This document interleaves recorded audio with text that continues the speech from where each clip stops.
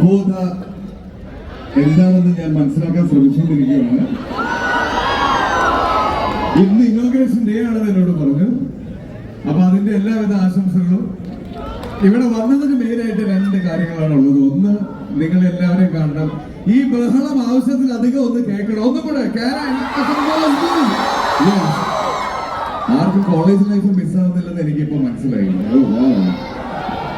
രണ്ട് കോളേജില് ഇവന്റ്സ് കഴിഞ്ഞിട്ടാണ് ഞങ്ങൾ വരുന്നത്. ഈ സെയിം എനർജി തന്നെയാണ് കിട്ടിയത്. ലൈഫിൽ മുഴുവൻ ഈ എനർജി നിങ്ങളുടെ ഒപ്പം ഉണ്ടാവട്ടെ എന്ന് ആശംസിക്കുന്നു. Full power. യെസ്. പിന്നെ ജനുവരി 9-ാം തീയതി അല്ല, ഫെബ്രുവരി 4 എന്റെ ബർത്ത്ഡേ ആണ്. അത് പറയണമെന്നുണ്ട്. Advance birthday wishes to me. Happy birthday to you. Happy birthday to you. Happy birthday, dear. Happy birthday to you. Okay. ഈ വർഷത്തെ ആദ്യത്തെ ബർത്ത്ഡേ വിഷ് ഞാൻ സ്വന്തമായിട്ടൊക്കെ ചോദിച്ചു വാങ്ങി. Thank you so much. അപ്പൊ മെയിൻ ഇവന്റ് ജനുവരി 9-ാം തീയതി രേഖാചിത്രം റിലീസാവുന്നു. രേഖാചിത്രത്തിലെ പകുതി ആളുകൾ ഇവിടെയുണ്ട്, ബാക്കി പകുതി ആളുകളെ നിങ്ങൾ സ്ക്രീനിൽ കാണാം. നിങ്ങൾക്ക് വേണ്ടിയിട്ട് ഒരുപാട് സർപ്രൈസസ് ആ സിനിമയിൽ വെച്ചിട്ടുണ്ട്. എനിക്ക് തോന്നുന്നു നിങ്ങൾ എല്ലാവരും തന്നെ സോഷ്യൽ മീഡിയയിൽ ആക്റ്റീവായിട്ടുള്ള ആളുകളാണ്. കുറെ പേരൊക്കെ സിനിമ റിവ്യൂസ് ഒക്കെ ഇടുന്ന ആളുകളായിരിക്കും. എനിക്കറിയാം.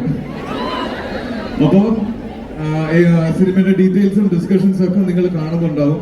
അതുപോലെ തന്നെയാണ് നിങ്ങളൊക്കെ വിചാരിക്കാത്ത കുറെ ആളുകൾ ആ സിനിമയിൽ വരുന്നുണ്ട്. പുതിയ പുതിയ ടെക്നോളജീസ് ഉപയോഗിക്കാൻ ആ സിനിമയിൽ ശ്രമിച്ചിട്ടുണ്ട്. അപ്പൊ തിയേറ്ററിൽ വരിക. ജനുവരി 9-ാം തീയതി തന്നെ കാണുക. പ്ലീസ് കാണുമോ? അവിടുന്ന് ലൈറ്റിംഗ് കൂടെ അടിക്കുന്നതുകൊണ്ട് എനിക്ക് നിങ്ങളുടെ മുഖം കാണില്ല, ശബ്ദം മാത്രമേ കേൾക്കുള്ളൂ. കാണുമോ? Thank you so much. Anashwara സംസാരിക്കേണ്ടതെന്നാണ് പറയുന്നത്. വേണ്ടല്ലേ?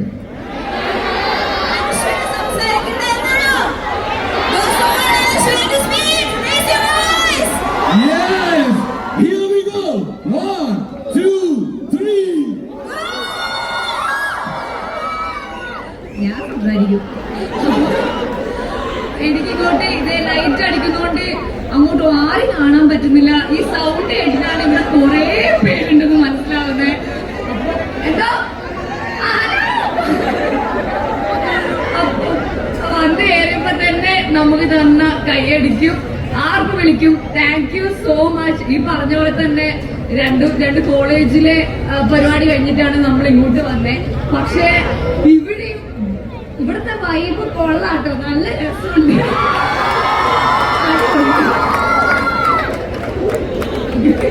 അപ്പൊ ഈ പറഞ്ഞ പോലെ ജനുവരി 9-ന് സിനിമ തിയേറ്ററിൽ എത്തുകയാണ്. രേഖാചിത്രം മറ്റന്നാള്. അപ്പം പാടെല്ലാരും തിയേറ്ററിൽ പോയി കാണൂലേ? തിയേറ്ററിൽ തന്നെ പോയി കാണാം. റിവ്യൂസ് അറിയിക്കാം.